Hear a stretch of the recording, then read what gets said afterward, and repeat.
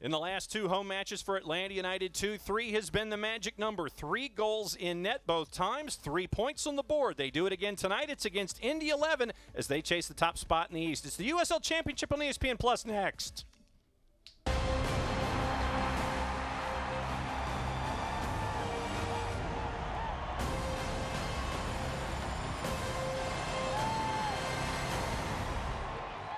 Time for a little action at the Fraction from Fifth Third Bank Stadium in suburban Atlanta. It's the USL Championship on ESPN Plus. Tonight, the Stripes, Atlanta United 2, coming in with a record of 7-16-6. Hosting Indy 11, who come in tonight with a record of 17-6-5. Alongside Jessica Charman, John Nelson, thanks for hanging out with us here at Fifth Third. Large device or small on ESPN Plus. And Jess, you've got two teams doing really well late in the year, just at opposite ends of the table. Yeah, absolutely. Indy 11 sitting pretty currently in second, but with 2 games in hand. They are looking to move into the number 1 spot today with a win. On the flip side, right now, Atlanta United 2, they're sitting in 14th, but they're on a strong run, unbeaten in 3. They're looking to finish the season strong and potentially make a playoff push. Still have the numbers to do it on the board. Spot shadow for Indy 11. Let's focus on someone who's put the ball in the back of the net, Tyler Pasher. Absolutely. Pasher has a team leading 10 goals, and he's tied for 5th in the USL Championship. However, he hasn't scored since August 30th. Indy will be hoping he can change that tonight. On the flip side, for Atlanta United 2, someone who's been hot of late, AC. Yeah, Andrew Carlton, 3 goals in the past 3 games, including an impressive brace in the 3-2 win against Ottawa. He also scored 4 minutes into his time on the pitch against Charleston. When we come back, we'll tell you the tale of the first 45, starting lineups, benches, all the information you need to know on a very busy night for Atlanta United 2. Indy 11 just around the corner. It's the USL Championship on ESPN Plus. Stick and stay. We'll be right back.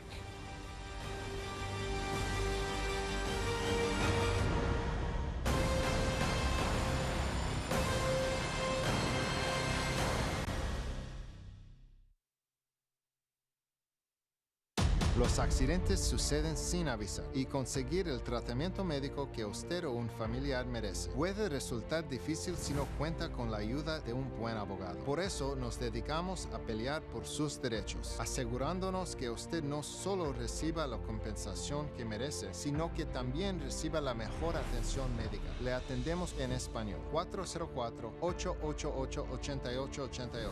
Bader Law Firm, comprometidos con usted y su familia. I knew your name before you did. I knew your fears, your hopes. I knew what you could accomplish, how great you could be. And I knew just where to take you when you got hurt. You'll be back out there in no time. For physical therapists and certified athletic trainers who only work with young athletes, there's Children's Healthcare of Atlanta Sports Medicine. Moms know. There are never enough hours in the day, so you can't let sniffles, strep, or aches and pains slow you down. But finding great healthcare that fits your schedule can be tricky. With Piedmont Quick Care at Walgreens, you can get great same-day care right around the corner. There are 27 locations and counting, all with extended hours and most open 7 days a week. You can book an appointment online to get in, out, and on your way. Visit piedmont.org/quickcare now to learn more. Piedmont Quick Care at Walgreens, one stop to better. Los accidentes suceden sin avisar y conseguir el tratamiento médico que usted o un familiar merece puede resultar difícil si no cuenta con la ayuda de un buen abogado. Por eso nos dedicamos a pelear por sus derechos, asegurándonos que usted no solo reciba la compensación que merece, sino que también reciba la mejor atención médica. Le atendemos en español. 404-888-8888. Bader Law Firm, comprometidos con usted y su familia. Welcome back to Kennesaw. We'll get you ready for Atlanta United 2 and the boys in blue. Indy 11 coming up just around the corner. Let's take a peek at our starting 11s. And Jess, the 11 for Indy 11, let's just say it's interesting. Yeah, definitely a couple of changes today. Drew Connor picked up a red card in the 1-0 loss at Birmingham Legion, so there's had to be some squad rotation. We see Gabriel getting just his 2nd start up top for Indy 11, along with Eugene Starikon with his 5th start. And in net, Evan Newton, stalwart for Indy 11, hard to get it past him. on a 90-minute basis. On the flip side for the Stripes, this is what we see. What do we think? Yeah, absolutely. We've come to terms with Atlanta United 2 usually playing a back three, so I expect to see Bello overlapping on that left-hand side a lot. Also, Carlton and Fernando up top. Expect them to be linking up nicely today and trying to get on the score sheet. We've seen Amir Bashti getting quality minutes and activity there at the back with Mikey Ambrose as well. And there is Glassy right there, Stephen Glass.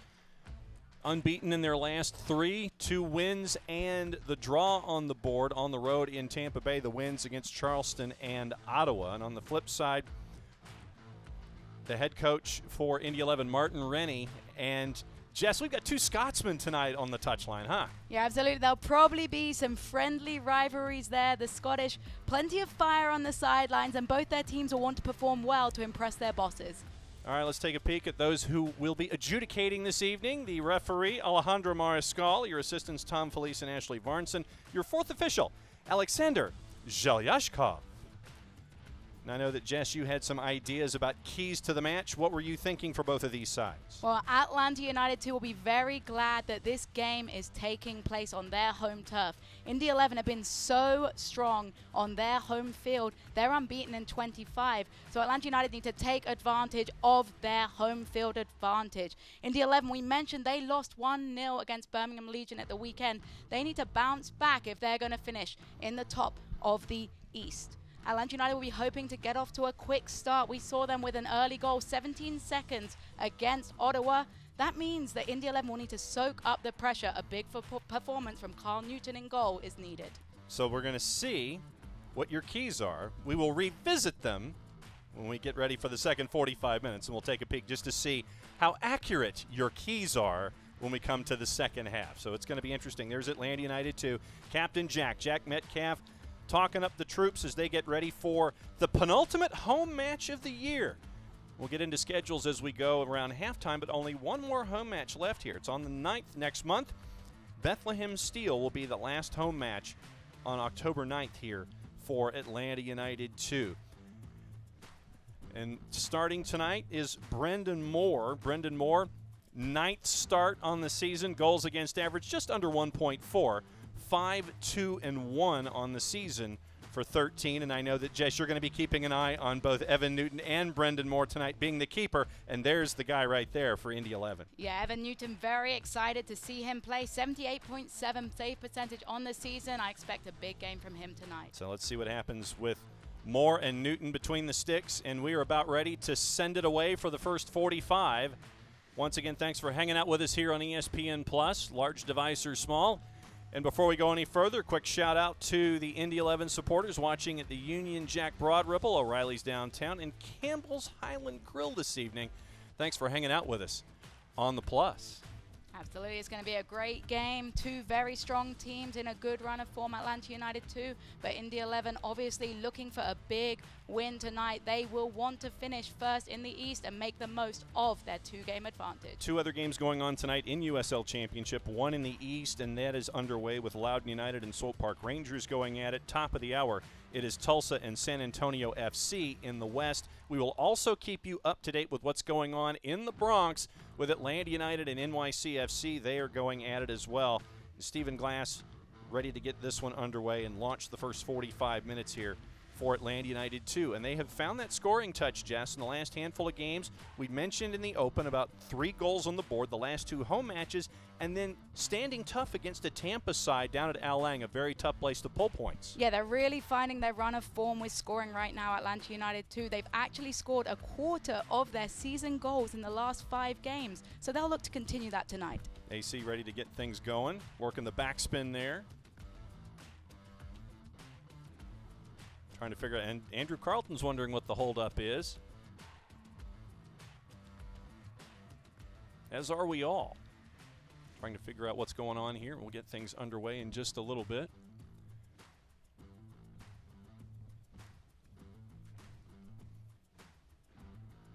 Could be something having to do with what's going on between the sticks, but we are now officially underway.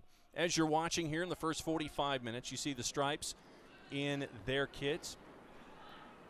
And Indy 11 in their visiting white. Atlanta United 2 here in the first 45. They're going from your right to your left on the screen. And in the reverse, obviously Indy 11, that means the boys in blue will be going from left to right.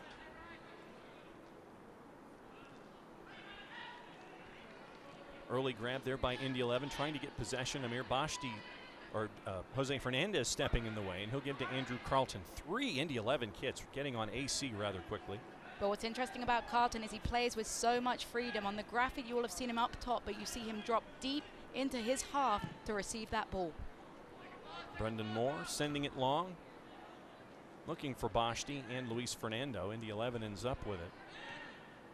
So let's see if Indy 11 decides to pull it back and try to get some possession. You saw Tyler Pasher there, 23. Neville Hackshaw, you might remember him from his time with the Charleston Battery here in the Southeast. Unable to hold possession there is Indy 11, so it'll be an Atlanta United 2 throw. And there is George Bello, who's going to work it in, trying to find a partner to help him out. It's Luis Fernando.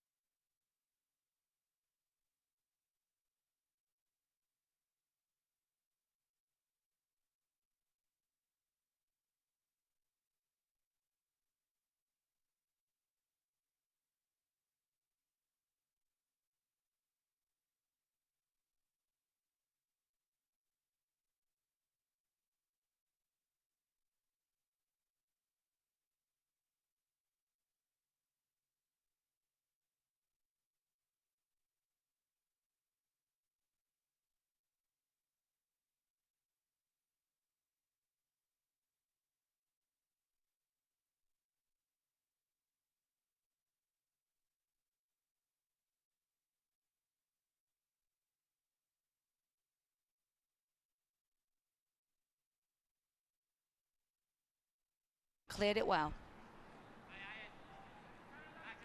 Bello with the throw as we head toward minute number 14. Still goalless here at Fifth Third Bank Stadium. Nice give and go there. Bello with a lot of room. Indy 11 chasing. Can they get there in time? The left and off the post! Wow, George Bello there. What a fantastic run he made with that ball. Drove the shot in. Unfortunate that it hit the post. Chance for Carlton, dribbles through and just missed wide. Great series of play here by Atlanta United. Two good opportunities in an extremely short space of time. Bello with that first chance rocketed it off the bar, had Evan Newton beaten. Let's take a look. Bello looking to shoot that to the right side of the goal. Goalkeeper had a good angle there. Newton made it very difficult for Bello. Rocket off the post, and he deserved better for that. And Bello very frustrated with himself there. Look at him. He can't believe it. Thought he had it. Pushing the back there by Watson, and foul on Metcalf.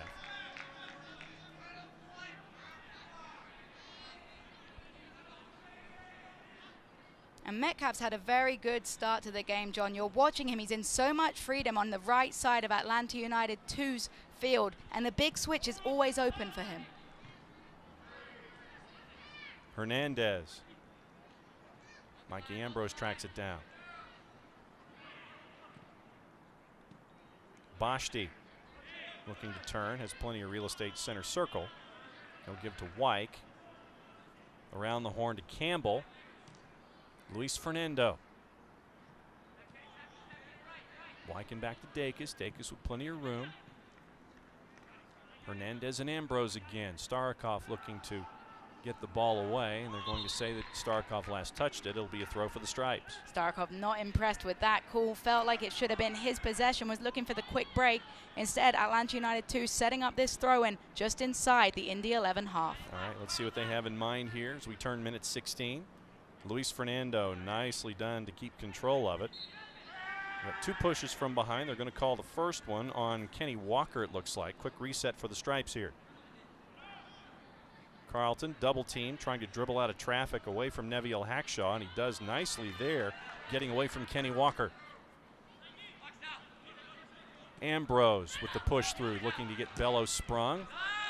There was Ouimet to intercept, and it's going to be a throw deep in the attacking third for Atlanta United 2. Atlanta United 2 having a lot of success down that left-hand flank right now. George Bello giving the Indy 11 defense all sorts of things to think about. Ouimet from behind, nicely done there to get the ball away. Bashti jousting with him. Not a lot of room for Indy 11 to work. Passing back to Evan Newton, he'll send it forward with the right.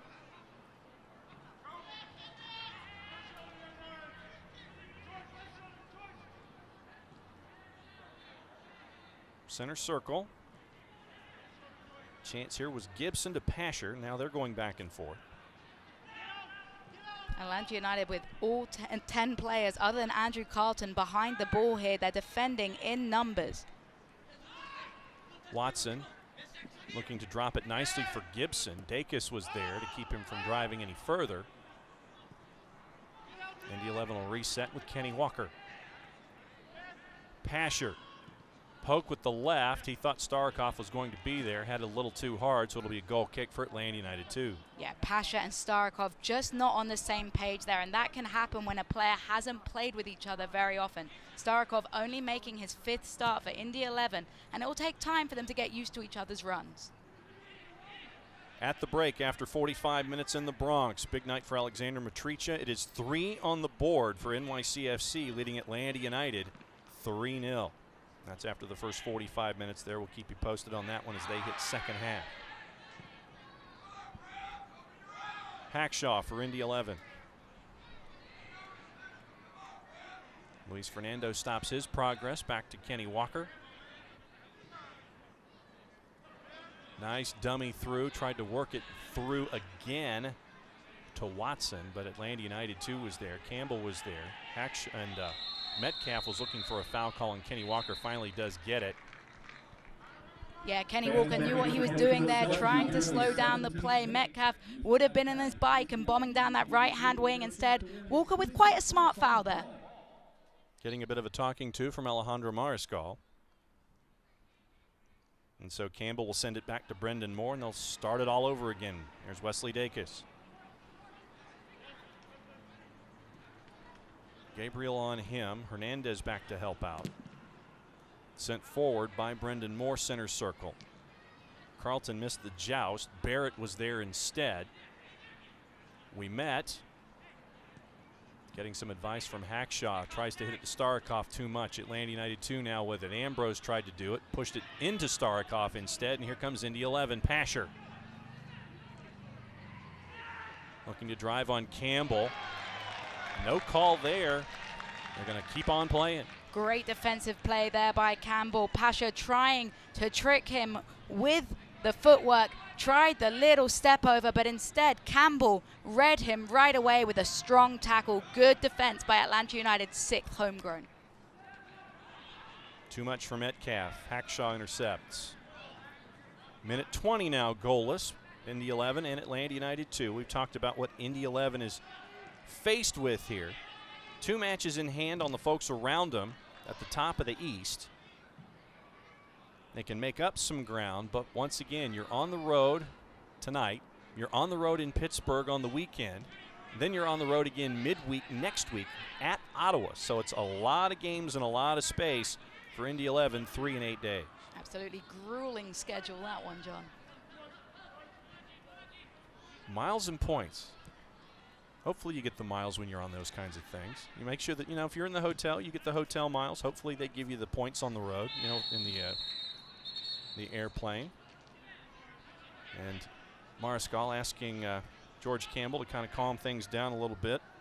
Yeah, just a bit of a physical battle there between Gabriel and Campbell. Looked like Gabriel, the foul was called against him for backing into Campbell. But Campbell needs to be smart too. He doesn't want to give away any challenges.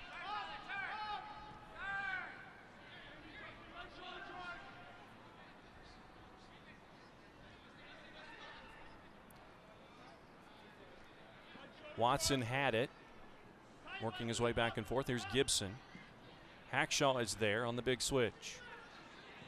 Pushing it forward. Pasher, can he track it down? Doesn't look like he did.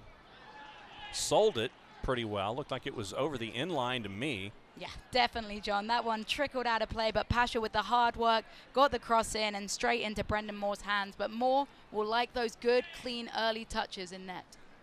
Just to kind of get into a rhythm here in the match, yeah? Yeah, absolutely. Nicely done defense there by Wesley Dacus. Can he get Carlton moving? Pushing the back from AC, and you're going to get a foul call there on Patty Barrett. That was where it was, and into the inboards. Back down to the other side quickly here in minute 22. Luis Fernando looking to drive on Hackshaw. Carlton was there. Hackshaw interrupts that. And coming back the other way after Kenny Walker gets there is Pasher and back and forth. Carlton just too heavy of a touch there. Invited Paddy Barrett to step to that one and release the ball. Gabriel is there. So was Wesley Dacus, and so the ball ends back up with the Stripes and Mikey Ambrose. Hernandez looking to turn.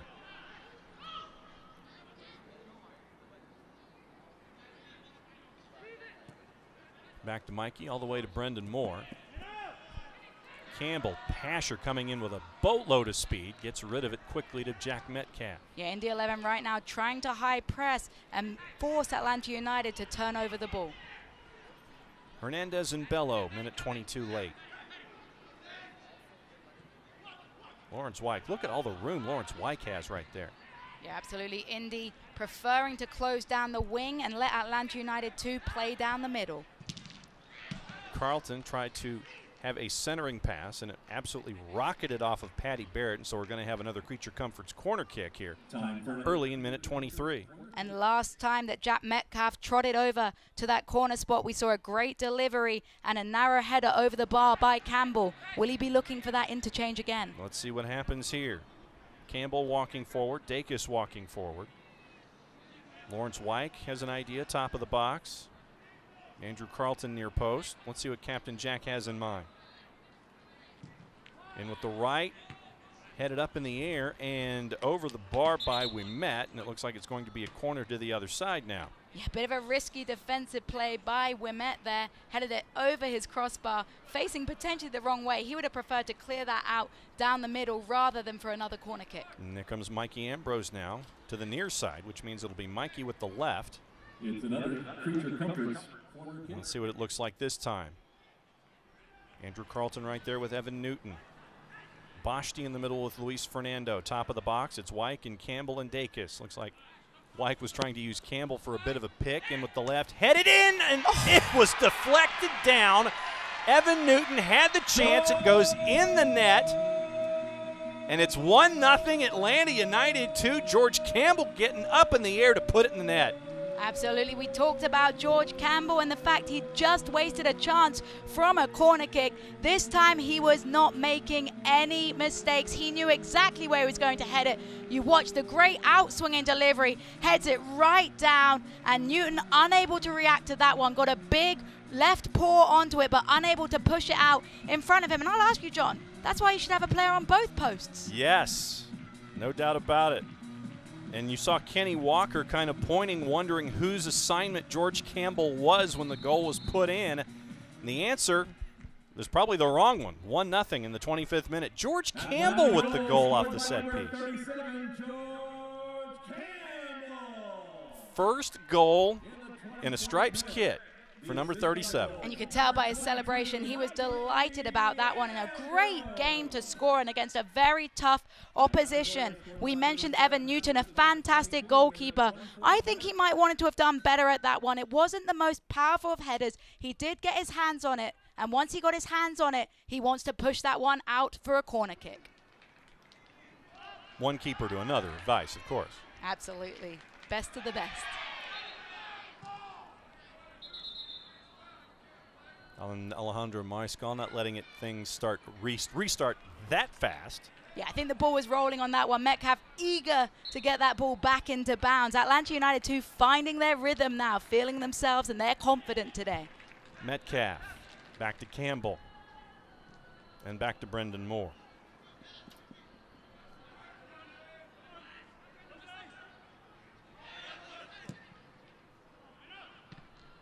Nicely defended that time by Indy 11 Starikov, holding it back for Kenny Walker.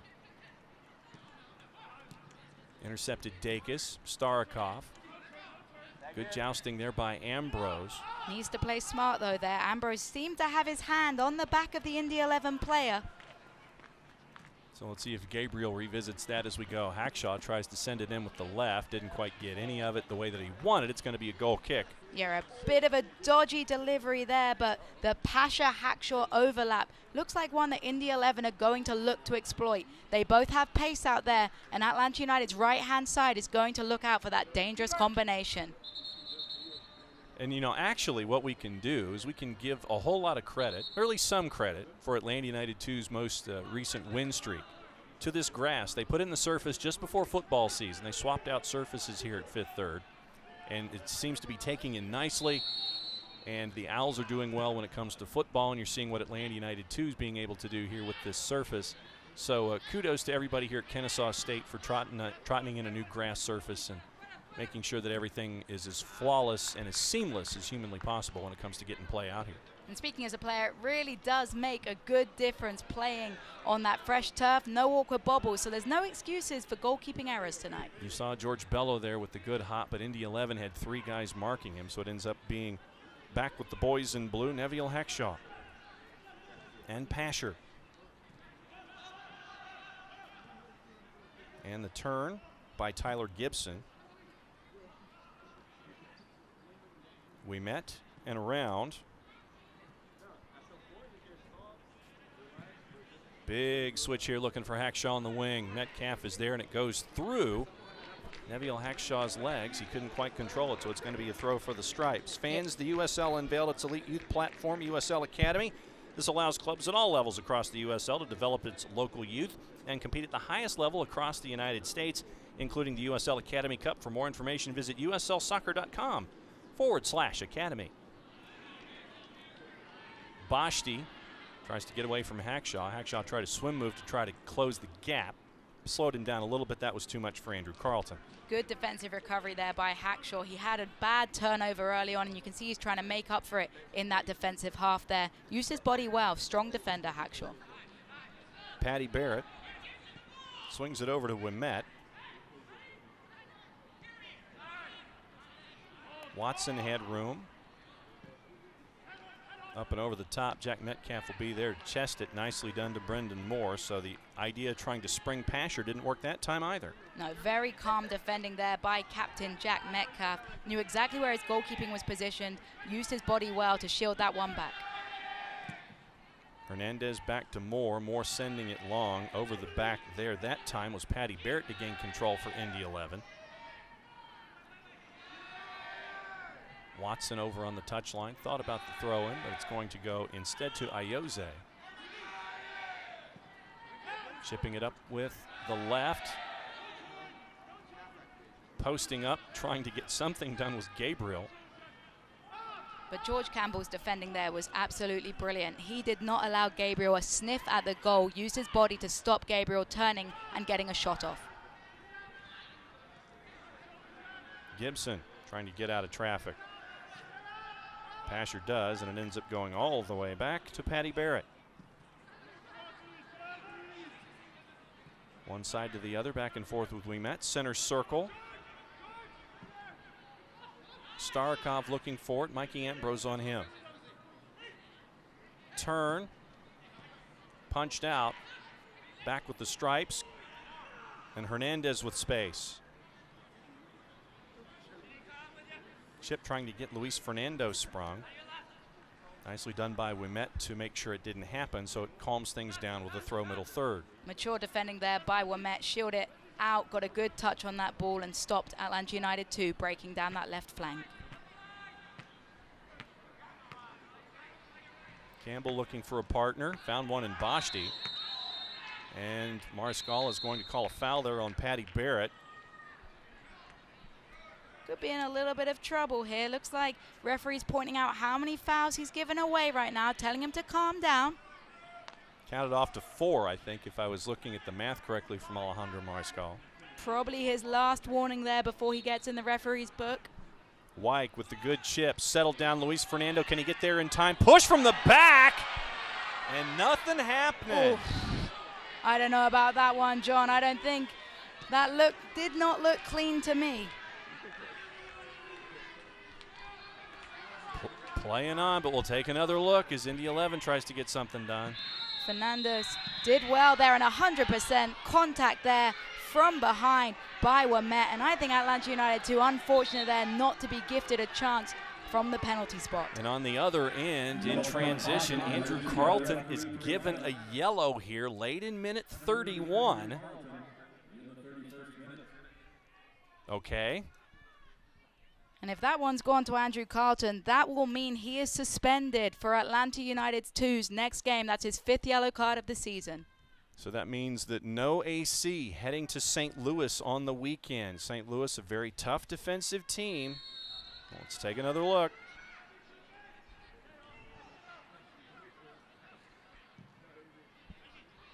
And I really don't know. It's got to be something he said. I don't think he liked the decision from the referee on Wyke. You watch, he talked himself into a little bit of trouble there, Andrew Carlton.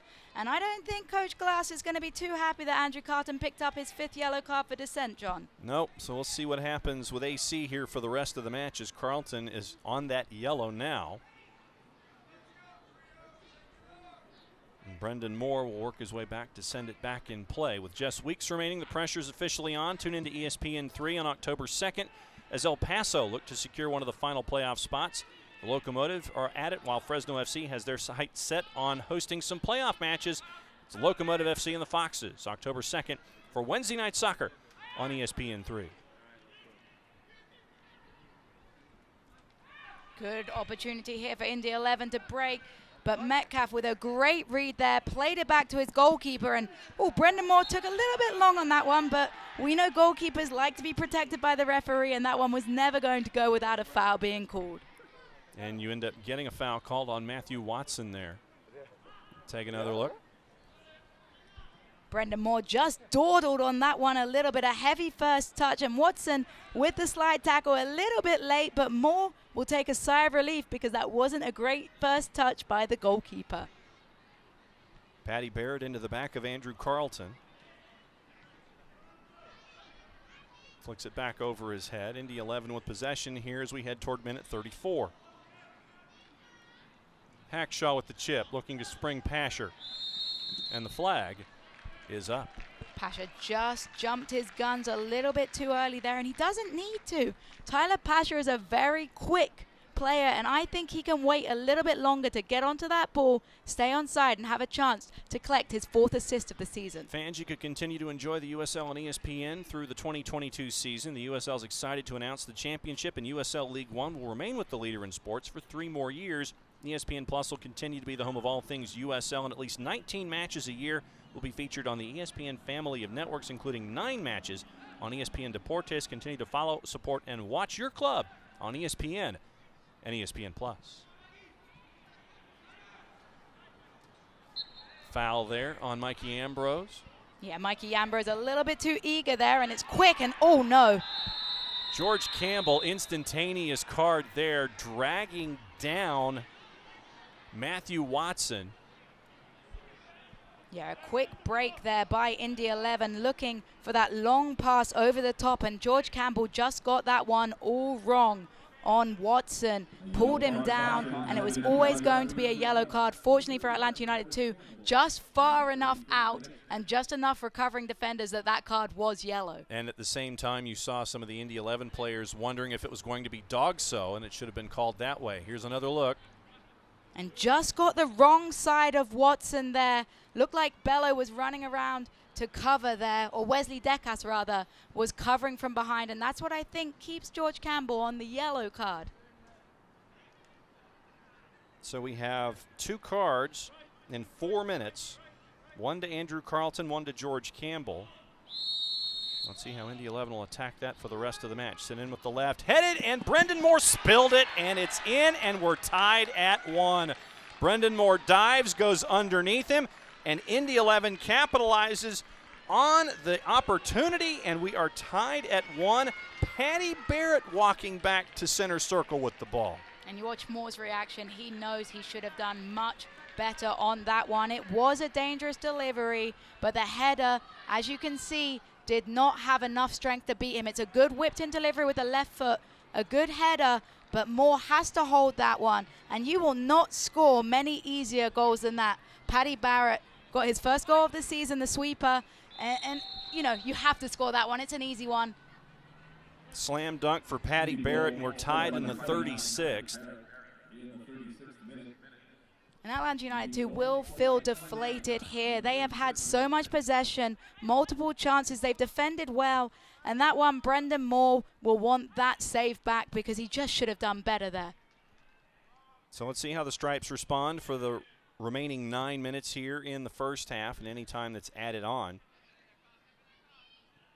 How do you respond in certain situations? It's one of the learning opportunities that Stephen Glass has with the Stripes here, pushing the back, and they're going to call a foul. Yeah, a little bit too eager there by Watson, the push in the back, and Atlanta United 2 takes the free kick quickly. Carlton.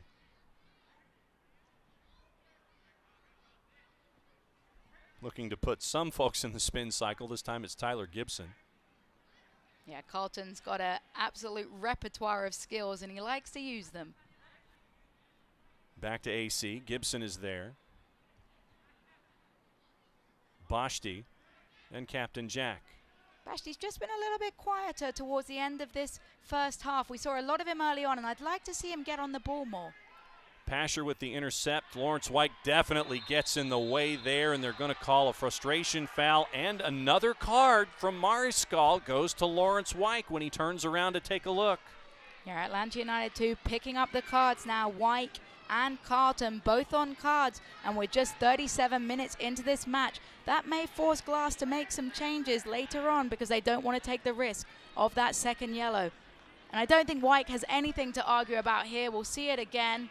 Just in from behind. And then play continues, and there.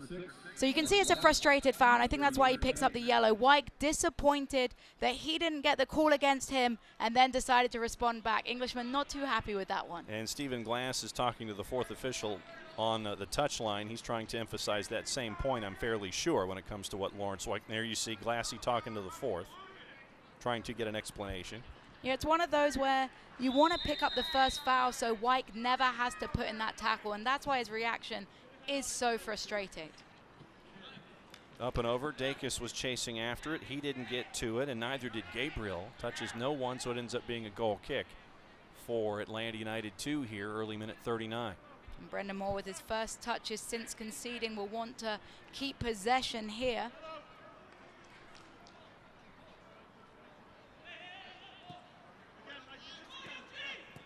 Easy send back and forth with Ambrose, and here comes Pasher again, screaming in from the blind side. And Pasher's going to want to keep closing down. They know Brendan Moore is shaky right now. His brain may not be completely in the game, dwelling on his error, and Pasher with speed shut him down well.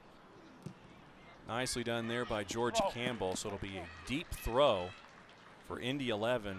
Campbell saw the pass coming into the area, put his left boot in the way, and just sent it out. And John, how a goal changes momentum. It was all Atlanta United 2, but now Indy 11 bombing forward and pinning Atlanta United 2 back in their own half.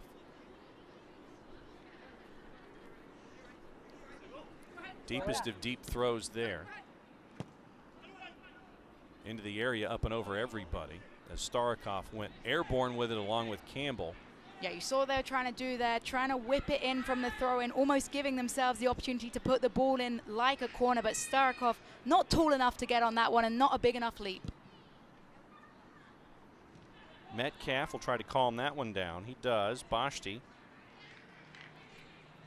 And Metcalf intercepted by Hackshaw. Couldn't quite control it, so it'll be a throw, almost middle third for Atlanta United 2. But we've mentioned Hackshaw several times for Indy. He reads the game very well in that left back position, likes to bomb forward, but when called on defensively, does his job well. Was one of Mike Anhauser's stalwarts for the Charleston battery. Now he's moved on to Indy 11. Patty Barrett coming down with it for control. Starikov looking to turn. Mike Ambrose marking him very well, and now Andrew Carlton looking to turn. Barrett with a push in the back, nothing happening there. And Atlanta United 2 fans not happy about that one. Seemed to be a push in the back on Carlton, but instead Indy in possession here through Hackshaw. Sends it in with the left, headed, and Brendan Moore is there. And Brendan Moore with comfortable two hands on that one. That'll give him a little bit of relief to take that one well and bowls it out, looking for Bashti. Bashti catches it, but some good defending there. Center circle, Gibson and Hackshaw. Back and forth, looking to get Gabriel active on the edge of the area. Chip, Pasher looking to get under it and control it. Good fighting going on between him and Metcalf. Pasher ends up with it. Carlton back to help out defensively. Pasher looking to turn. White got in the way. Nicely done there. And then he goes and sweeps out Amir Bashti. Somehow no call there. And this referee is not making many friends with Atlanta United 2 staff or fans alike. That one looked very late on Bashti. Bashti just getting back to his feet here. Wanting a bit of an explanation. Mariscal kind of gives him one on the jog by. So let's see what Moore has to do here. Goal on the board for Atlanta United. Now in the 54th minute. So Atlanta United down 2 now after giving up 3 in the first 45 minutes in the Bronx. Big order for Atlanta United to come back to try to get points out of that match, coming in 4 behind NYCFC. We get a foul call. But I'll tell you something, John. White needs to be very careful. I think he might be talking himself into a little bit of trouble. He's calmed down now, and instead the yellow card going to Indy 11. That's Tyler Gibson picking up a yellow card, but White letting his displeasure known with that foul. It was late, and right now, with the referee not calling, it is getting players on Atlanta United 2 frustrated. You see it again. It is late. It's over the ball. White gets the studs on his laces, and that's a painful one. And what White saw was the continuation of Metcalf before the whistle came from Mariscal. But he ends up getting the foul call, and Gibson gets the yellow. Bashti tried to flick it forward, looking for Luis Fernando. And actually, I think he was looking for Carlton there, but Carlton stopped his run, didn't continue bombing down that right flank, and instead Fernando had to run across, and he was never catching that one. Let's see how many minutes are added here to the first 45. 1-1 Atlanta United 2 and Indy 11. It's had its moments of chippy. A lot of space here for Tyler Gibson in the middle. Pasher looking to drive on Metcalf, who holds his ground into the area, top of the box, left through, and off the bar. Off the post again, chipped in, and over everything. Another chance for Indy 11 goes by the wayside just that much. But that was a beautiful, beautiful phase of play by Indy 11. I want to watch that one again. There was a dummy in there, a good shot by Ayose, narrowly hitting the post, but the second delivery to get that ball back into the box, Indy 11 was screaming for a better delivery there to get a header on goal. And Atlanta United 2 was screaming for offside on that, as Starikov looked like he was ahead of the masses. Didn't get that whistle either. And it's back with Indy 11 here. First 45 winding down. Starikov top of the box. Can't hang on to it. Hernandez does. He's trying to get Bashti moving. We met on him. Double team now. Almost a hip toss takedown. They're going to call a foul on Indy 11 right at center line. And Bashti will be happy to pick up that foul. Was double teamed. Somehow managed to wrap his leg around to try and keep that ball in play. And some good work by the young man. And Atlanta United 2 now with an opportunity to deliver the ball in as the clock ticks on to stoppage time. So let's see what Atlanta United 2 has in mind, as Alejandro Mariscal is kind of taking Bashti aside a little bit. Looks like Mikey Ambrose will be the one to send it into everybody. 1 minute added. Drops it to Andrew Carlton. And they're going to call a foul, as Carlton was trying to drive by once again on Watson. And I'll praise the referee for that one, because he was looking to see if there was an advantage for Carlton. There wasn't. And instead, Ambrose now with a second chance to deliver the ball in. But it looks like Metcalf might be trotting over for this one now. Let's see what the discussion is. Captain Jack coming over. Martin Rennie wondering what the whistle was. He's wanting an explanation. A lot of folks on the Indy 11 side are looking for an explanation as to what the whistle was and moving the ball forward to where it is. And Mariscal recognizes what Martin Rennie was talking about, and they'll just move it back a little bit. And you can watch as the Indy 11 backlines trying to step up, pushing themselves off the 18-yard box here. This should be probably the last phase of play. We only had 1 minute of stoppage time. And moving it back some more.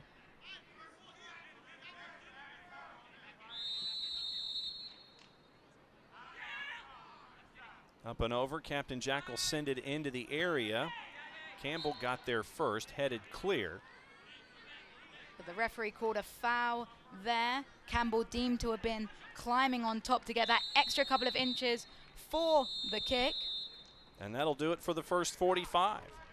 A goal on the board. Atlanta United had a lead, then they lose the lead. And how do you think they responded after the equalizer there at 1-1? I think they did well. They righted a few opportunities from Indy 11, did well to stay in 1-1, kept pressing forward, and had some opportunities toward the end of the game. When you fall behind against a team as tough as Indy 11, you have to respond positively, and I think Atlanta United 2 did that. So we'll keep an eye on what's going on in the Bronx. We'll let you know what happened here in the first 45. News and notes around the league and everything else. All the news that's fit to print. Tied at 1s, Atlanta United 2 and Indy 11. Stick and stay. Halftime just around the corner.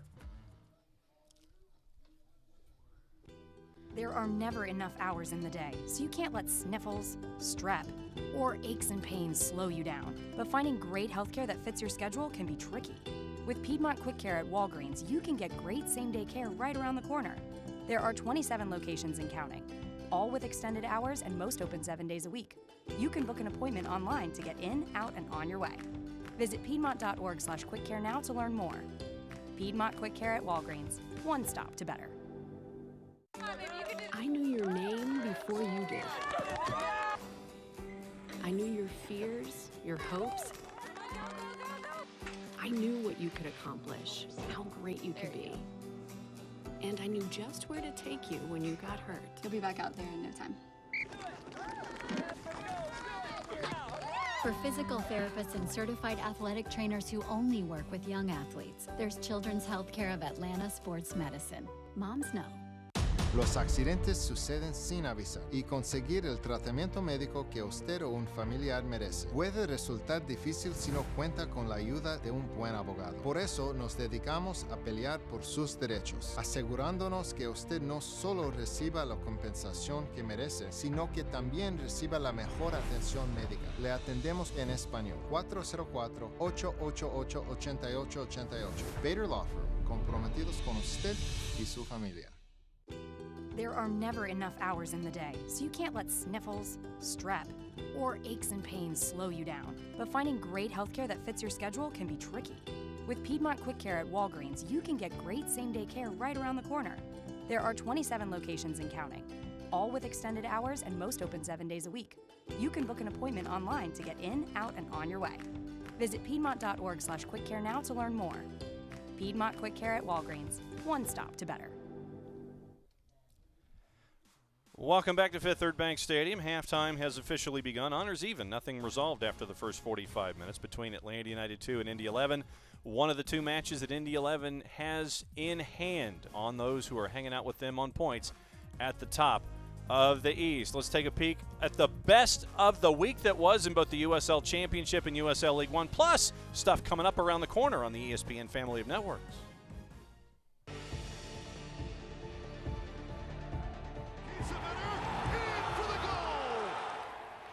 That's what going to left point, Jamal Johnson. What a goal! Perfectly played.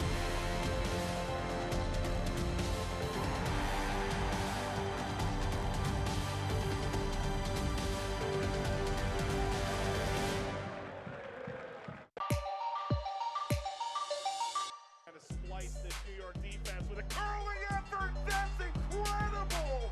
What a goal by Nurse! Johnson, though, going to hurry things up. Tenorio giving a blast! Goal! Clever will take a shot. He fires it home for a classic. Cicerone to the back post. Sliding it in! What a start for St. Louis! Tyler Blackwood. Wharton and Asprilla in it as well. Williamson strikes and puts it in, a fourth for T2 on a beautiful strike. Asante saved by Cochran. It is saved by Morton. Through and a diving stop. Punched away by Laurel. Follow. Tip save Laurel. And this. It's a hammer. Oh, that's an important intervention by Logan Ketterer.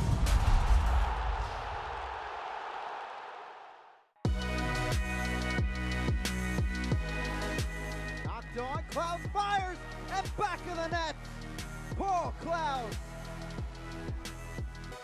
Here, ball swept in, headed on, up and in, and just like that, Toronto answers.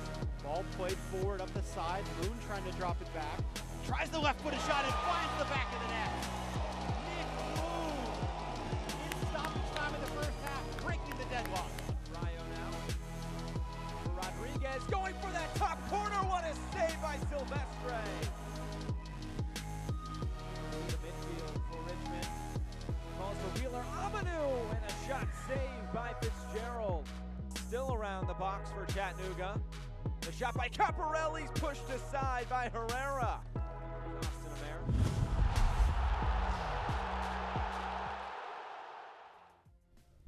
Now that was the best of the action from the USL Championship and League One in the last week. And wow, John, League One is crazy close as it gets closer to decision day. A lot of folks are looking at positions 3 and 4. North Texas at the top, they're good to go.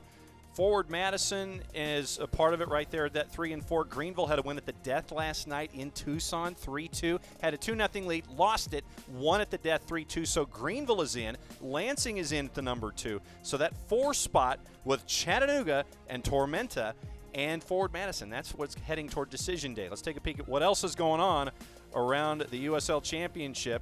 Right now at the break, Loudoun leading Swope Park by the score of 2-1. That's the other action going on in the East out west early on. Already 3 goals in the first 25 minutes with Tulsa and San Antonio. Tomorrow in the East, Red Bulls 2, Charleston Battery. Big one Friday for that one right there. That one's going to be a big one at the top of the Eastern ladder as we have some of the action here tonight. Let's take a peek at some of the news and notes going on around the USL Championship. Big news out of Charlotte within the last week. Downtown Memorial Stadium is getting a makeover for the town of Charlotte. So if you build it, maybe the Charlotte Independents will be working their way back toward downtown and Memorial. And all those W's, Jess, that we were talking about when it came to Phoenix, all those W's can now have an L attached to them. Fresno, C.J. Cochran from the Atlanta area in net for the Foxes. The win streak is stopped at 20 for Phoenix in their loss against Fresno. And then meet the new boss. Same as the old boss who was in the USL Championship Coach of the Year in 2018, Alan Koch, with his time at FC Cincinnati, is now heading back to Colorado to go with Colorado Springs for news and notes. Player of the Week and Team of the Week action going on here in the USL Championship. Jaime Chavez, familiar to a lot of folks here in the Atlanta area with his time with Silverbacks, getting some time with Fresno. He was a part of it as well with that big win over Phoenix that stopped the win streak. Let's take a peek at the Team of the Week. You see Jaime Chavez there, and you've got some folks out in the eastern part with Barry in Ottawa, Hernandez from Swope Park. You've got Johnson from Tampa, and a bunch of familiar folks there. C.J. Cochran, once again, you see that Atlanta presence with Jaime Chavez and C.J. Cochran, who are there to stop the win streak for Phoenix for the Fresno Foxes. More when we come around the corner. It's stats, highlights, get you ready for the second 45. Atlanta United 2, Indy 11 tied at 1. More when we come back. You're watching the USL Championship on ESPN Plus. Stick and stay. We'll be right back. I knew your name before you did. I knew your fears, your hopes. I knew what you could accomplish, how great you could be. And I knew just where to take you when you got hurt. You'll be back out there in no time. For physical therapists and certified athletic trainers who only work with young athletes, there's Children's Healthcare of Atlanta Sports Medicine. Moms know. Los accidentes suceden sin avisar y conseguir el tratamiento médico que usted o un familiar merece puede resultar difícil si no cuenta con la ayuda de un buen abogado. Por eso nos dedicamos a pelear por sus derechos, asegurándonos que usted no solo reciba la compensación que merece, sino que también reciba la mejor atención médica. Le atendemos en español. 404-888-8888. Bader Law Firm, comprometidos con usted y su familia. There are never enough hours in the day, so you can't let sniffles, strep, or aches and pains slow you down. But finding great healthcare that fits your schedule can be tricky. With Piedmont Quick Care at Walgreens, you can get great same-day care right around the corner. There are 27 locations and counting, all with extended hours and most open 7 days a week. You can book an appointment online to get in, out, and on your way. Visit piedmont.org/quickcare now to learn more. Piedmont Quick Care at Walgreens, one stop to better. I knew your name before you did. I knew your fears, your hopes. I knew what you could accomplish, how great you could be. And I knew just where to take you when you got hurt. You'll be back out there in no time. For physical therapists and certified athletic trainers who only work with young athletes, there's Children's Healthcare of Atlanta Sports Medicine. Moms know. Welcome back to Kennesaw. Atlanta United 2 and Indy 11 tied at 1. We're getting you ready for the second 45 minutes, the second half of the tale. Alongside Jessica Charman, I'm John Nelson. Thanks for hanging out with us. And let's take a peek at how we ended up getting to this particular moment in time. It tied at ones, and Jess, it was a back and forth element here in the first half. Yeah, absolutely. Indy 11 with the early chance there, but Brendan Moore with a quick save. We saw George Bello bombing forward. Unlucky to not put that one in the net. We saw how frustrated he was. And here is the goal. And George Campbell with a cracking header. Take another look right there, unmarked. And a lot of Indy 11 folks were wondering who had him marked. And here's your Indy goal. Spilled, and the easiest thing that you could ever be if you're Patty Barrett. Yeah, that one doesn't get any nicer every time you view it. Spilled, punched, slam dunk. Squirms underneath him, Brendan Moore. He won't be happy about that one. One more chance here for Indy. Off the post, and that is how we ended up at 1-1. Halftime stats, we see stuff here. This is what we see. What do we know about the first 45? Well, I think when you look at the possession, it seems pretty fair. Very equal. Atlanta United 2 just a little bit behind on the possession, but it's not how much possession you have, it's how you use it. You look at the shots, 5 apiece, 1 goal each from those 5 shots, 1 on target for Atlanta United 2 out of the 5, so they need to be more clinical in front of goal. Indy 11, 3 shots on target, they'll be happy with that, but were they that good? Probably not. Atlanta United 2 on 3 yellow cards. They need to be smart, those players. The same for Indy 11. Carlton with a yellow in the 31st. Campbell with a yellow in the 35th. Lawrence Wyke with a yellow in the 38th. So those are the 3 yellow cards and 3 guys in the spot shadow for the second 45. We talked about Indy 11 and schedule compression, Jess. That's the schedule compression. Yeah, absolutely. They are not getting a break on their away games. Pittsburgh and Ottawa, that's a lot of miles they're going to be getting in their legs. You got Ottawa after that. Then you're at home for your penultimate home match at Lucas Oil against Memphis 901, who's been improving as of late. Then they're at Al Lang. Then they finish with Swope Park. So the schedule is somewhat beneficial, I think, for Indy 11 down the stretch because you've got a lot of teams, specifically those home matches at Lucas Oil where you can make some hay. Yeah, they'll be looking to keep their destiny in their hands right now. They've still got those 2 games in hand, looking to get to the top of the East tonight. But they need to put aside Atlanta United 2, and they've got to do better. All right, let's take a look at the Stripes and what they have left on the board. They're somewhat caught up except for that schedule compression right there, 2 games in 5 right there in the middle. What do you see? Yeah, absolutely. Atlanta United with 2 away games later on. Those are tough for Atlanta United too. It's always tough to travel away from home. They'll look to get a good result at home again in their final home game in front of their fans and finishing off against Nashville. That's a tough one. All right, so let's take a peek at what Indy 11 is chasing right here with schedule compression. And we mentioned coming in, Jess, that they had the 2 matches in hand, and they are right there in that mix of 1, 2, and 3 up top. Yeah, absolutely. But they're going to need to win out because when you look at their goal difference, they are 10 goals behind New York Red Bulls. So that's going to be important.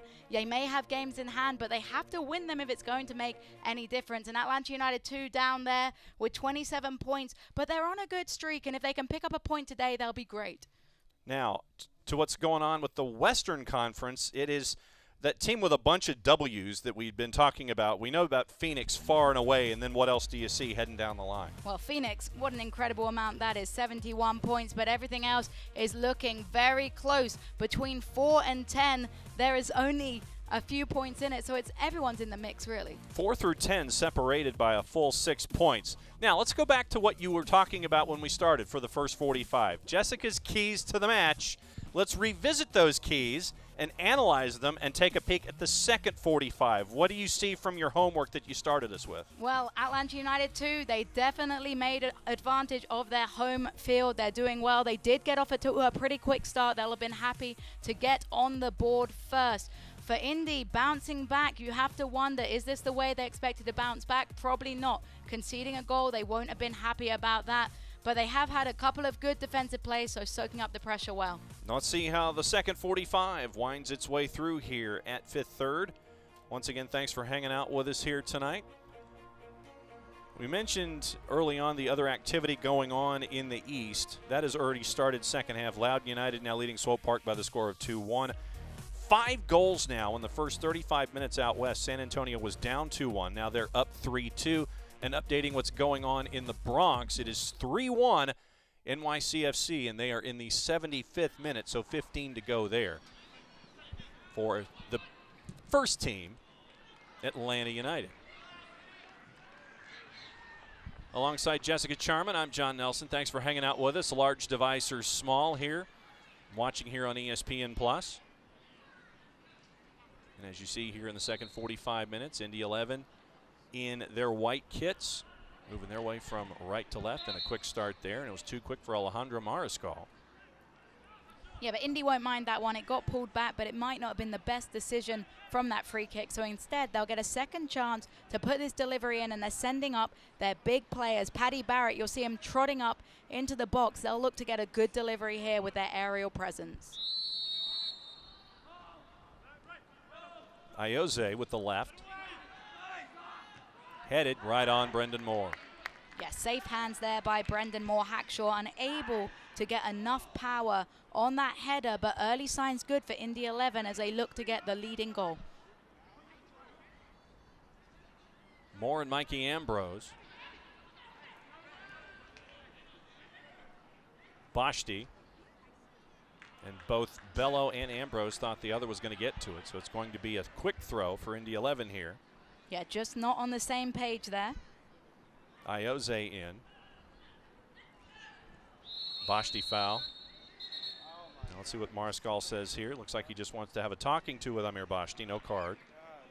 Yeah, I think Bashti's lucky that it's so early on in the second half. He had a couple of nicky fouls earlier on, but instead just a talking to from the referee here, but a dangerous opportunity for a ball to be whipped in left-footed here for Indy 11. Ayoze. Top of the six. Looks like it was touched last by Campbell. Mariscal says no, so it looks like it's going to be a goal kick for Atlanta United too. Yeah, Indy 11 not happy about that call from the referee. Was expecting a corner kick, but that was a nice delivery by Ayoze. It floated in, very difficult for Atlanta United 2 to defend. Hernandez and Wyke. Ambrose. Luis Fernando. Captain Jack with space. A lot of room for Metcalf. Bashti on the turn. Launches with the left right on. But a good effort there by Bashti. Was given all the time in the world by Indy's defensive line to turn, pick his spot, and he'd have liked to have tested Newton a little bit better with the amount of time he was given. That's going to go all the way back to Brendan Moore. Let's take a peek one more time of the Bashti turn. And you can just see how much time he had. He was trying to curl it into that top left corner on the screen, but was unable to get enough power or curl on the ball to beat Newton.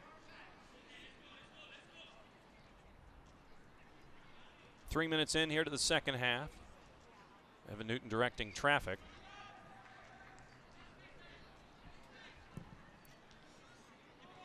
Sending it deep. Header won by Lawrence Wyke. Bashti tried to flick. Nothing happening there. Hackshaw will come down with it. Good work there to get out of trouble.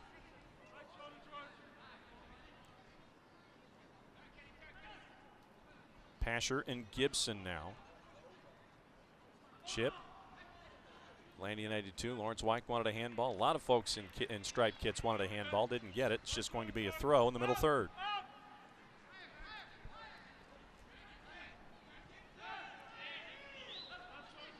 Gibson again.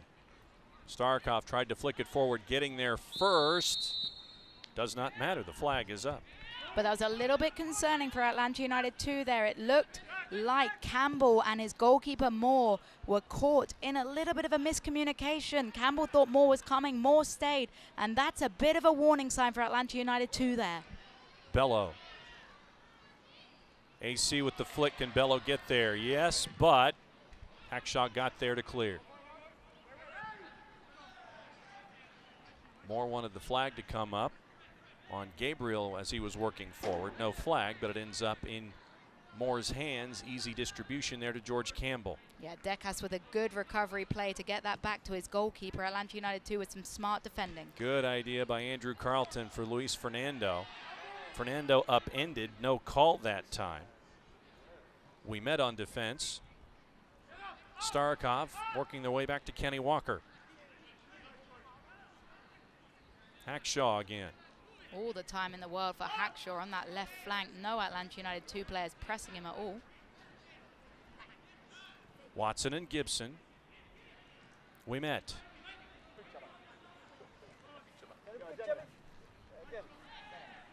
Now here's the opportunity for Indy 11.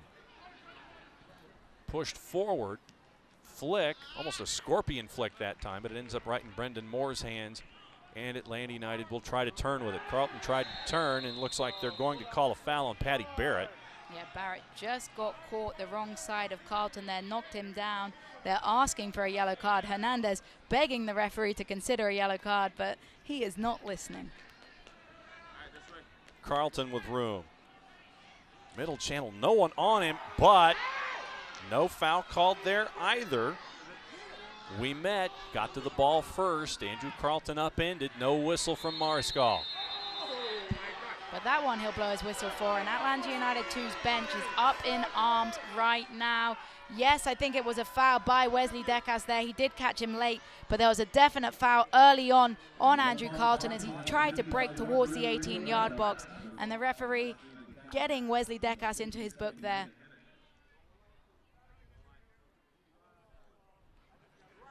All right, let's go back and take a peek at this last sequence, starting with Andrew Carlton getting upended.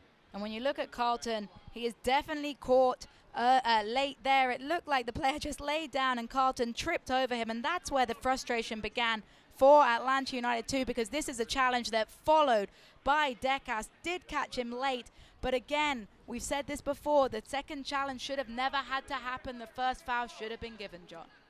We met was the player who went down for Indy 11 for the Andrew Carlton tackle. And I guess the argument for the referee there would be that Carlton was perhaps looking for it. We're on the ground. Carlton knew what he was doing, but at the end of the day, the trailing leg did catch Andrew Carlton. That'll be the fourth Atlanta United 2 player in the books right now. Wesley Decas picking up a yellow card here. Mariscal having a discussion with the fourth, but here comes Indy 11. Starikov tried to do something. In the way was Metcalf. Nice flick to get out of a jam. Lawrence Wyke. Yeah, Wyke with great soccer IQ to see Bashti was on his flank, but Bashti unable to do much with that. Knocked it out of bounds, and there'll be an Indy throw-in here into Atlanta United's half. Heading toward minute 54. Once again, thanks for hanging out with us. Large device or small tonight in the USL Championship on ESPN+. Hernandez tried to close. He did get there. Now let's see who they say touched it last. Looks like they're going to say that Hernandez touched it last. So it looks like both Pasher and Kenny Walker are going to head to the corner for an Indy 11 corner kick here, early minute 54. Yeah, I think Hernandez might have been trying to test his goalkeeper, Brendan Moore there. Skills check. Wasn't the best back pass. No way Moore was saving that one. So we'll see an in-swinging corner kick here for Indy 11. Let's see what Carl Wilmette is at the top. Hackshaw's at the top. A lot of hand fighting and jousting going on in there. Campbell, Decas going at it with Paddy Barrett. We met trying to get to the back post. A lot of physical activity going on over everybody, and finally cleared after two deflections by Atlanta United 2. Yeah, Paddy Barrett got on the end of that one with his right foot. He'd have wanted to redirect that one better towards goal, but instead Atlanta United 2 with the break here with Carlton. Carlton finds Hernandez, nicely done in the corner. Chip with the left, up and over. Yeah, not the best delivery there by Hernandez. When you look back at this corner, the opportunity for Paddy Barrett on the edge, had an opportunity to get his brace of the night, but always going towards the left side of that goal, and a good block by the Atlanta United 2 defense. Just weeks remaining in the regular season. The pressure's officially on. Tune into ESPN3 on October 2nd, 9 o'clock Eastern, as the El Paso Locomotive look to secure one of the final playoff spots. One of the only expansion team, I think, in a position to do so. While Fresno FC has its sights set on hosting some playoff matches. It's Locomotive FC and the Foxes, October 2, 9 o'clock Eastern. Wednesday night soccer on ESPN3 and a whistle.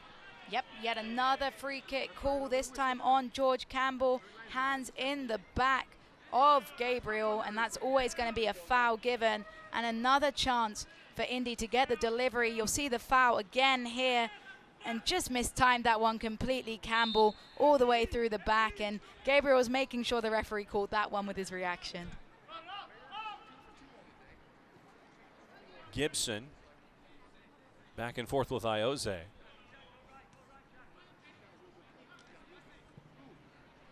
Looking to have something into the area. Can Ouimet get there? Yeah, he can. He can keep it in. Nicely done. George Bello in pursuit.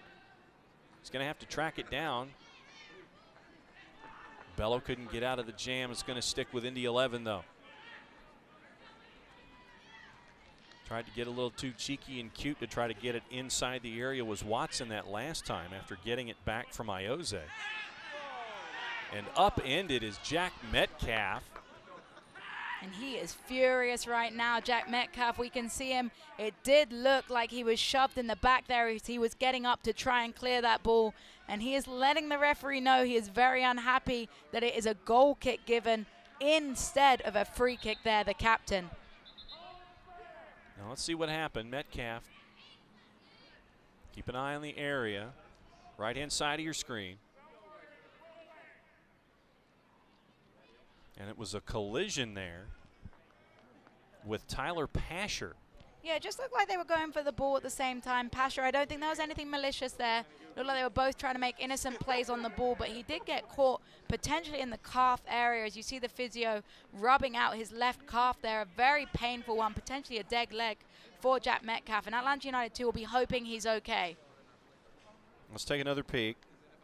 Just trying to see here what's causing Metcalf so much pain from this angle. And it does look like the right leg of Pasher potentially steps down the back side of his calf or Achilles there. A painful one for Captain Jack. And he's going to have to take a walk. But at the same time, he's going to let Alejandro Mariscal hear it as he's off the pitch briefly. He gets away with it a little bit being the captain. That armband gives you a little bit of leeway for dissent. Stephen Glass wanted to know if Metcalf was thumbs up, thumbs down. And he got the thumbs up, of course. So here is the goal kick for Moore rather than the free kick Metcalf wanted. Halfway through minute number 58. Big launch that time. Hackshaw was there to intercept. Work through the air, ends up with Ioze. Nicely done by Dacus, but it ends up in Matthew Watson's possession, but backtracking nicely was Bello. Bello keeps it in, goes around Starikov. Nicely done. Great work by George Bello. A never say die attitude there to keep that one in, but Fernando turns it over. Ouimet got in there. Got the turnover for Indy 11.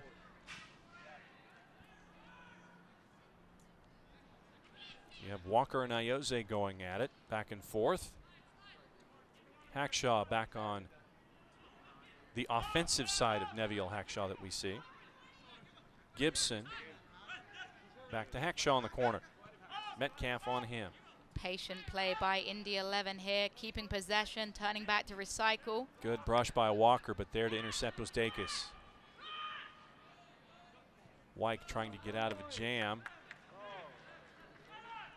He hits the turf, as does Patty Barrett. Indy 11 end up with it, though. Pasher into the middle, and the opportunity was there again for Gabriel. Gabriel just a step late, and we're still tied at 1. Yeah, Indy 11's top scorer, Tyler Pasher, trying to turn into the assister there. A great delivery. As we see here, it was a dangerous delivery by Pasher. Took a great first touch, looked up, drilled it into a dangerous area, and I think it was just the bounce that caught Gabriel off guard there as it skipped up in front of him, and he was unable to make contact on that one. 4th goal on the board for NYCFC as we are winding down play. 89th minute now. NYCFC leading Atlanta United by the score of 4-1. So for Atlanta United to get the top spot, they're going to have to win out and get a lot of help for the remainder of the season from NYCFC. Good work there defensively.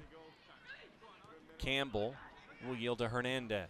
Atlanta United 2 doing a very good job of trying to play out of the back here. Carlton center circle, late on the joust. Curse of the commentator as they switch it long and turn it over. Hackshaw Patty Barrett. Starikoff with the flick, but it ends up right at Lawrence Wyke. I think Indy 11 need to make things simpler. They're trying too many flicks, and it's just not getting the possession for them. Carlton, Hernandez with plenty of room. Here comes Mikey Ambrose. Let's go, boys. In with the left, looking for AC. Hackshaw was there. Great header there by Hackshaw. Very important, because if he hadn't made it, Carlton was bearing down on the back post. Gibson under pressure. Just trying to find any kind of an outlet. Tyler Pasher was hot at Mariscal for not getting a foul call.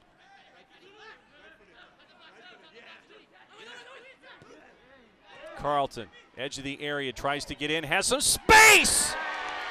Andrew Carlton, late 61st minute, takes it on himself, finds a small gap. That's all he needs. 2-1, Atlanta United 2. Absolutely fantastic work there by Carlton. Skipped past a couple of challenges, but you look at Fernando, he was patient on that right-hand flank to get the delivery into Carlton. Great team goal, and we'll look at it again. Great work by Fernando, picked out Carlton. Carlton dummies one side. A good lead by Bashti to allow Carlton to bury that one into the side netting. Good job by Bashti to step off of that one, leave it for Andrew Carlton. Carlton is hot. That's his 4th goal in as many games, 5th of the season by the homegrown. Patty Barrett left behind at the edge of the area. And Andrew Carlton puts the stripes on top again. We've been saying that a lot for the last month. Yes, the power of the pony. We watch him doing up his hair again. It's a lot of stress taking that goal. He had to retie his hair, but a fantastic work by Andrew Carlton. And the quality of his goals is what's getting me. He is scoring fantastic goals and potentially trying to get a call up again for the first team. Jackson Conway is now in the match here in minute 63. And they're going to give the assist to Luis Fernando.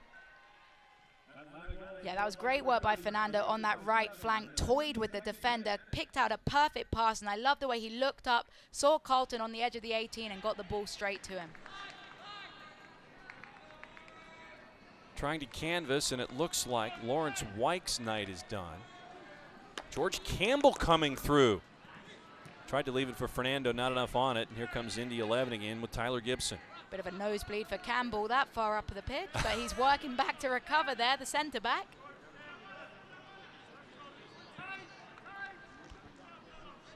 And you're right, John, it is Wyke that's gone off, and I think that's the right call by Glass. He did pick up a yellow, and he won't want to get in any more trouble with the referee. I think he was on a last warning.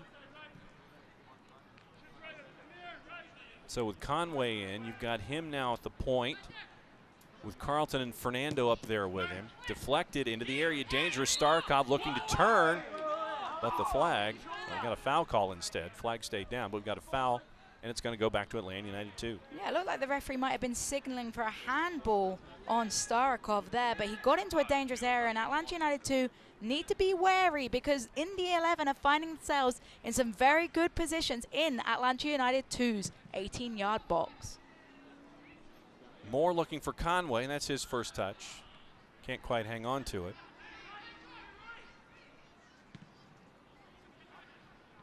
Snapped forward by Watson. Back and forth with Hackshaw. Gibson now back and forth.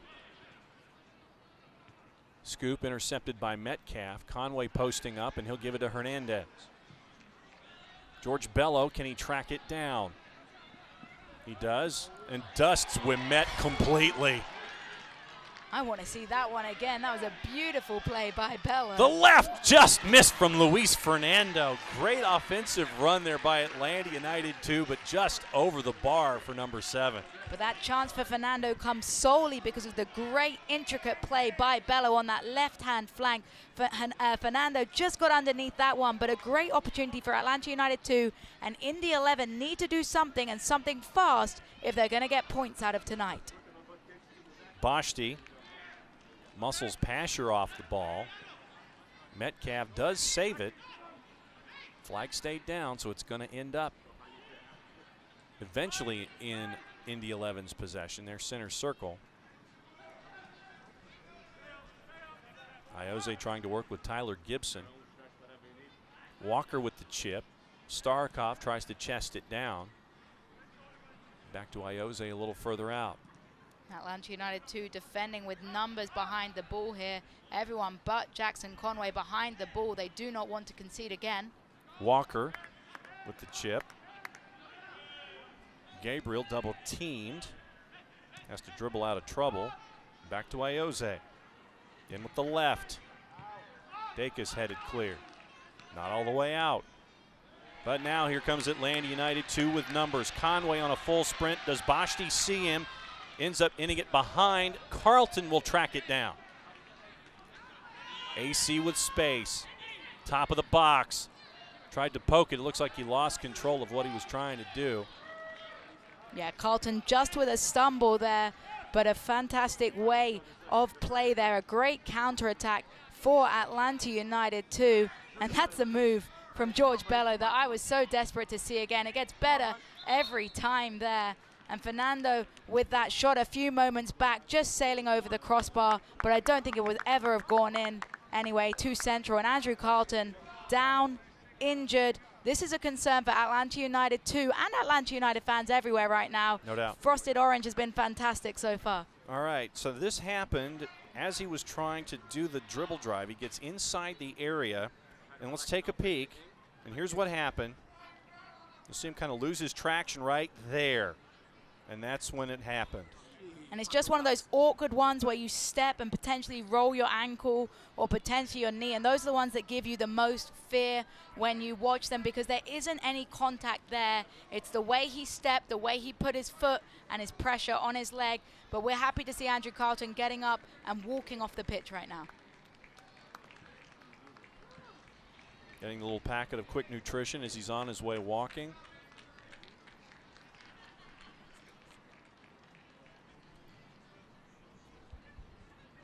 So let's see if Stephen Glass will hang on to Andrew Carlton for the remaining 20 minutes or so, or if they're going to have a substitution. Remember, there are 2 more substitutions on the board for Atlanta United. And also, when it comes to Carlton, he did pick up the yellow card already in this game. It has led to him being suspended for the next game. So Stephen Glass has a couple of decisions to make. The bench remaining for Atlanta United: Guillermo Benitez, Kevin Barajas, Laurent Kissadou, Alessandro Castro, and Patrick Okonkwo. The backup keeper tonight is Dylan Castanera. About 20 minutes to go. Jackson Conway trying to get in there. Big collision with Patty Barrett. Conway just a little bit over enthusiastic there. Wanted to come on, make an impact. Just a bit late there by Conway. And it is a final in the Bronx. Atlanta United loses 4-1. Once again, big night for Alexander Matricha. So it looks like NYCFC, unless the other teams behind them, Philadelphia and Atlanta, get a lot of help, NYCFC is going to be at the top in the East. Starkov looking to twist and turn. Couldn't quite control it. Second chance. Intercepted by Andrew Carlton, who will clear, and he's wiped out again. Yeah, Carlton taking a couple of harsh challenges, has a couple of words with Kenny Walker there. They're letting each other know that they're not too pleased with the challenges on each other. We'll see that why he's so mad again right now. Right there, and expands his body a little bit, and Carlton ends up over the top. Yeah, it's a follow through from the Walker that catches him, but Walker disappointed, felt like Carlton may have been able to keep his feet there, as we see a substitution from Indy. Looks like that's the night for Eugene Starkov, and Ilya Ilic will now come in. So 14 in, 9 out here in the 70th minute. And that's a substitution that deems offensiveness. Ilya Ilic has been very good up top for Indy this season. So let's see how Ilic ends up working with Gabriel here for the final 20 minutes. Hackshaw settles it for Iose.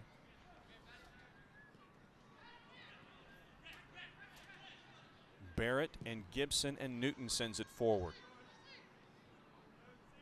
Nicely done by Gabriel to get control. Couldn't quite hang on to it long enough, so it's going to be a throw for Atlanta United 2 here, late minute 70.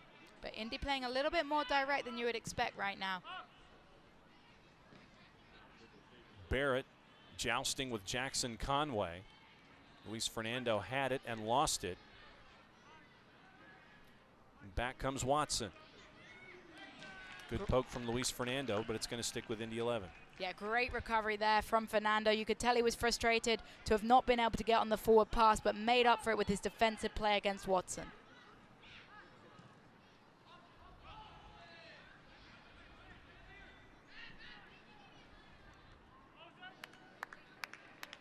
Bello back and forth with Hernandez. Trying to get away from Illich just to get out of trouble. Handled with his feet very dangerously. Brendan Moore gets to George Campbell, though, but he can't control. Heart and mouth moment there from Brendan Moore. Had us all waiting for him to take that first touch. Great delivery. Illich headed, cleared, up in the air. Nicely done, Mikey Ambrose. Bello to help out defensively. Settled down, but Atlanta United 2 in transition with a player down in the box that Brendan Moore is helping out with cramps for Indy 11. And now this is wacky as Indy 11 continue to break. Goalkeeper trying to stretch out the man that's down, but they're trying to play on Indy 11 here despite having only 10 active players. The other one down inside the 6. Carlton got chopped down. And finally a stoppage here to allow that man that's down.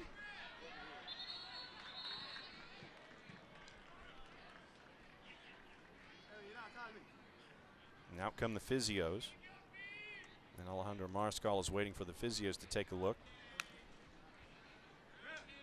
And it looks like it is a cramp that is developing. And it looks like it's Gabriel who is down. Yeah, you've got to remember Gabriel only in his second start for Indy 11, so hasn't got many minutes under his belt, and it is tough when you come out here on a hot day in Georgia. You're getting your first run out, you're trying to make a difference to the team, impress your coach, and he looks like he's left it all and more on the pitch tonight. 97 minutes in 3 matches so far this season, with that one start coming into tonight.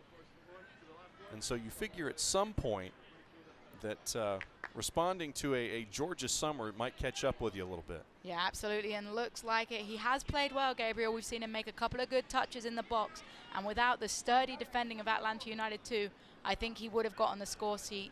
He's definitely being subbed out. We see a player on that far line getting ready to come in. And let's see what the switch is for Martin Rennie here. I believe it might be Dane Kelly. Yeah, John. I think you're right, Jess. It looks like it's going to be Dane Kelly coming in, and that's the night for Gabriel after 73 minutes. But I'll tell you something, John, Atlanta United 2, they're not too happy to see Mr. Dane Kelly coming onto the pitch. 7 goals, the second most in the team, only behind Pasher. And actually, 2017's USL MVP, Golden Boot, and first team with Renault 1868. So that's one hell of a player. Carlton back to Captain Jack.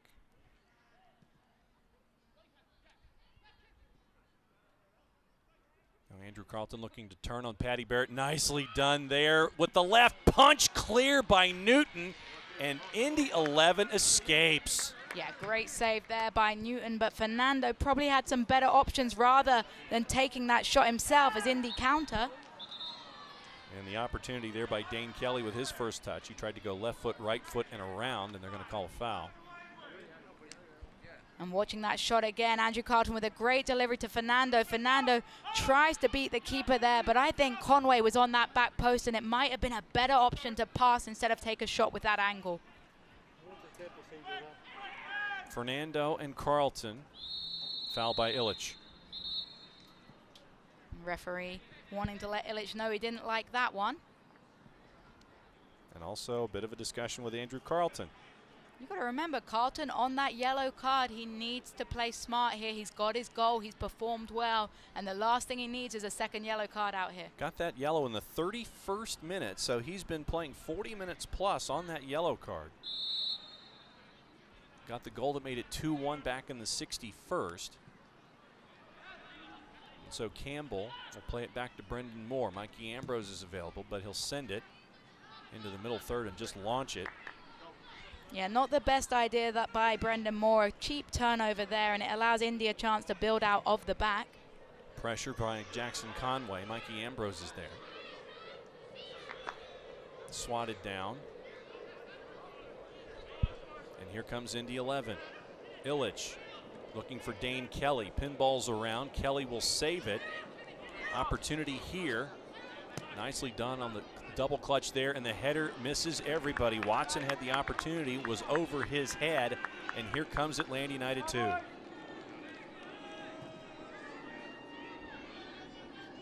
Fernando, nicely done. Can Atlanta United 2 close the deal? Fernando looking for Carlton. The chip is returned, and he's bounced off of it. They're going to have to slow things down just a little bit.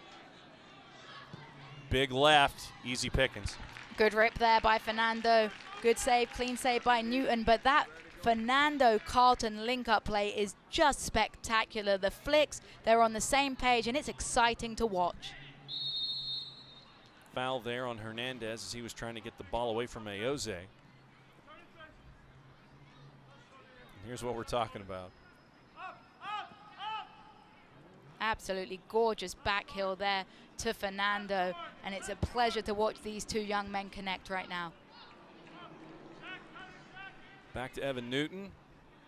Barrett looking to send it with the right. Illich on the turn. Broke out the sand wedge, and here comes Atlanta United 2. Watson getting in the way. Illich again. Dacus. But settled down once again by Indy 11.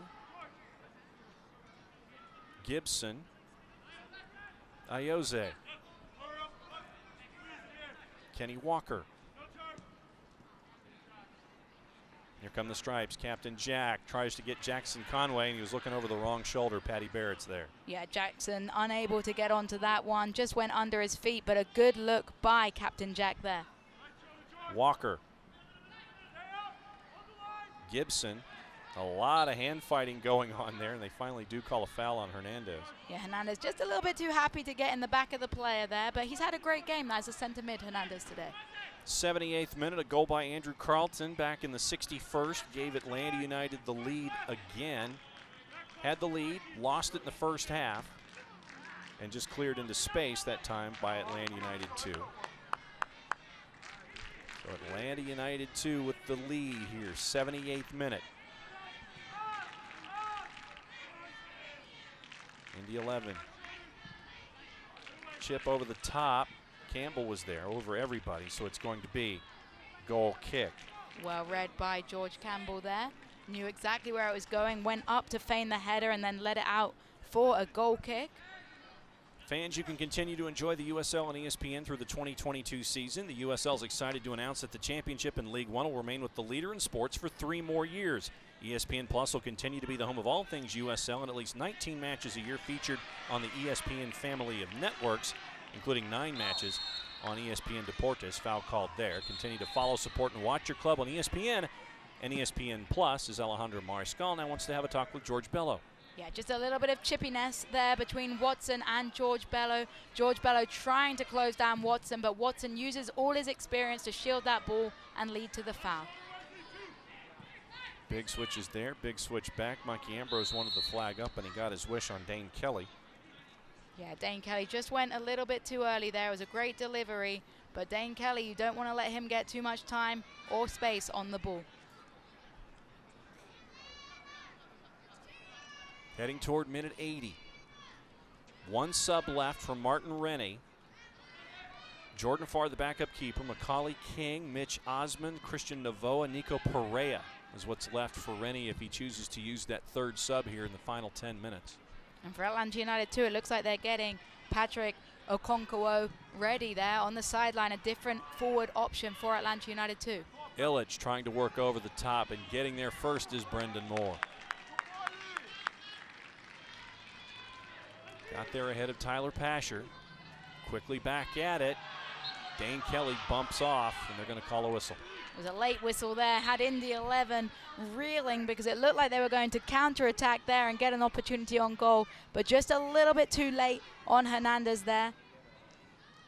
And we'll see the substitution coming in. And it's number 22, Mikey Ambrose, taking a break. So it looks like the night is done for Andrew Carlton. as Patrick Okonkwo looks like he's trying to come in, and they're trying to sort out the light board. There you go. So that is the night for Andrew Carlton after 80 minutes, and Patrick Okonkwo will come in for the final 10 up top. And it's good to get some fresh legs up top. They want to press Indy 11 and their back line, not allow them any chance to build up out the back, and Okonkwo will give just a different option up there up top.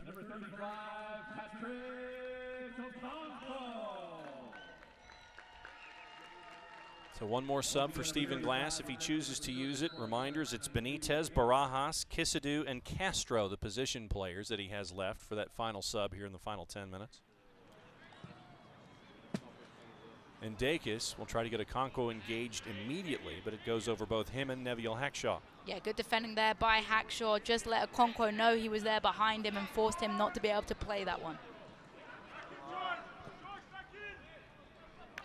Trying to work it forward was Hackshaw. Campbell was there. He can't quite control it. As long as a handball there on Bashti. So chasing after it is Ayoze. They'll bring it in quickly to Illich. A lot of room for Hernandez. He'll send it all the way back to Brendan Moore. Yeah, very confident performance from Hernandez there, wasting some time playing it back to his keeper.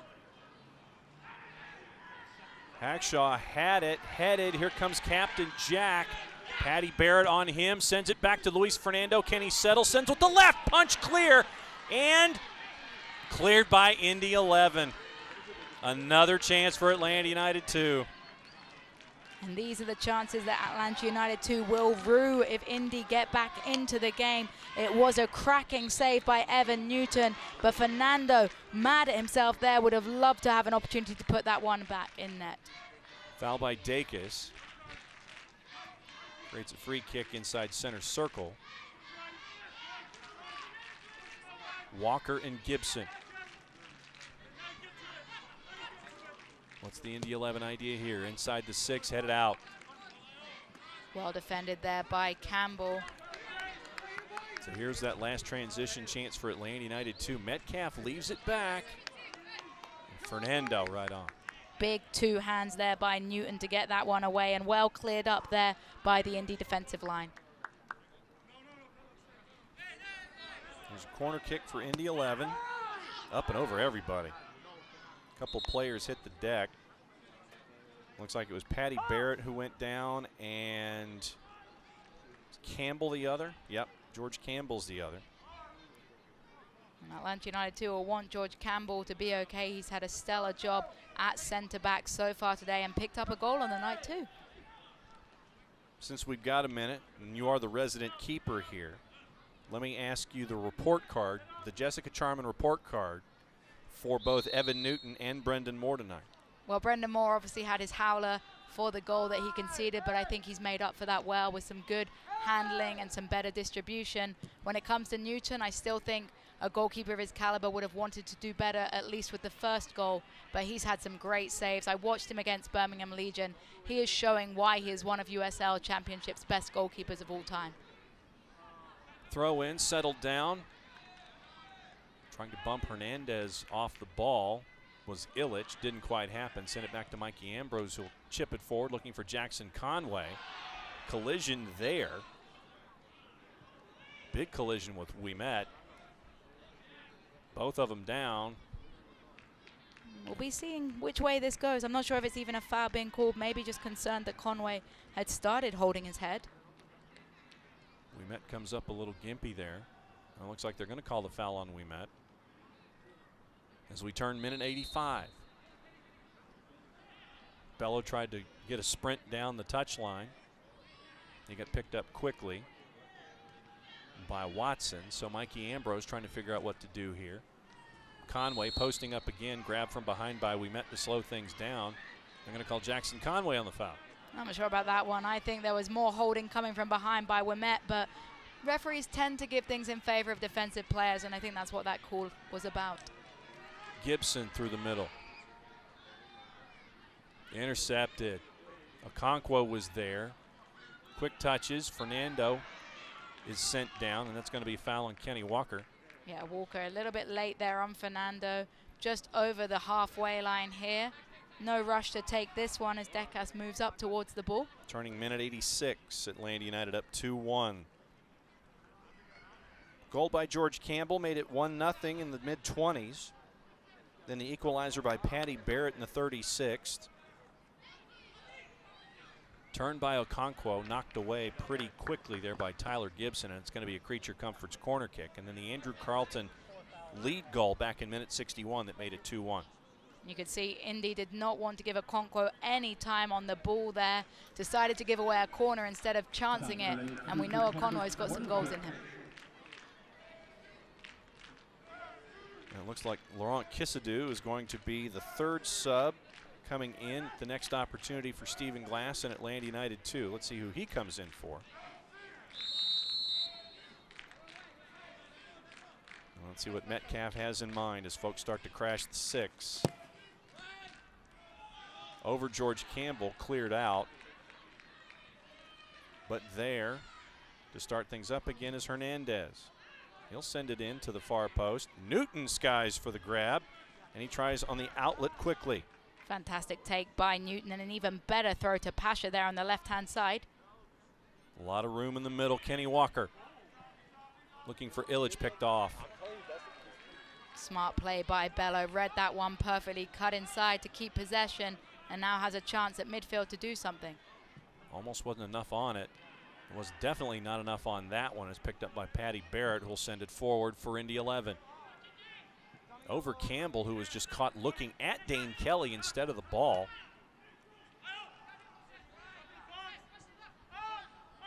Ayoze working it backwards with Gibson.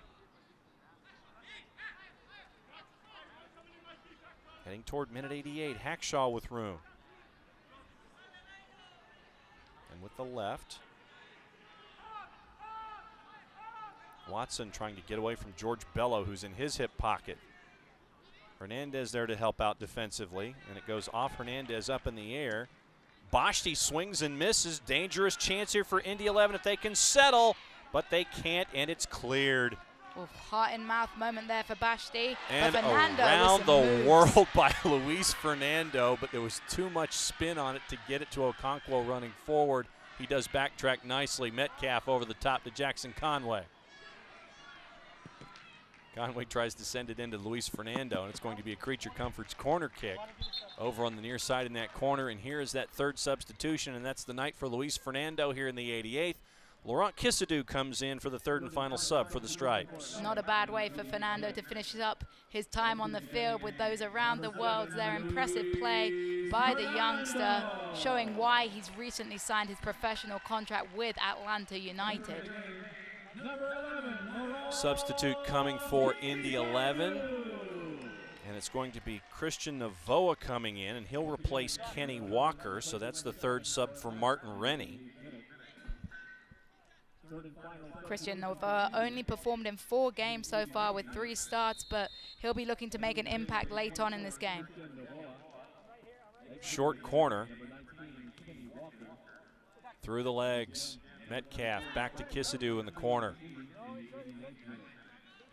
Gibson trying to do anything he can to get the ball away. Metcalf nicely done to keep possession for the Stripes. Very mature play by Metcalf there, and they'll just be trying to run the clock as much as they can right now. I'm sure Metcalf may head to the corner. Sends it in and through. Jackson Conway was there. Bello has it. He'll come inside the area. Chip is there. He'll dribble and drive. Tries to leave it for Hernandez. Picked off by Indy 11. Nicely done by Dacus to try to send it forward. Evan Newton is there, and they'll restart. That was clever play by Metcalf. You thought he was going to time waste, but he saw Conway open on the back post, unable to capitalize on that chance. Ambrose won the joust. Illich is there, though, for Indy 11. Turn for Navoa in his first touch. Looks like we're going to have 3 minutes added. Not quite on the board yet. Illich and Gibson and Hackshaw.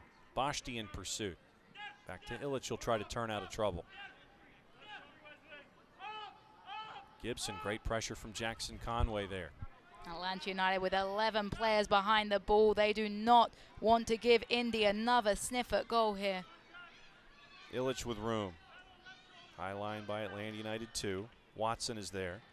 Deflected by Bello and out. And here's your final sub.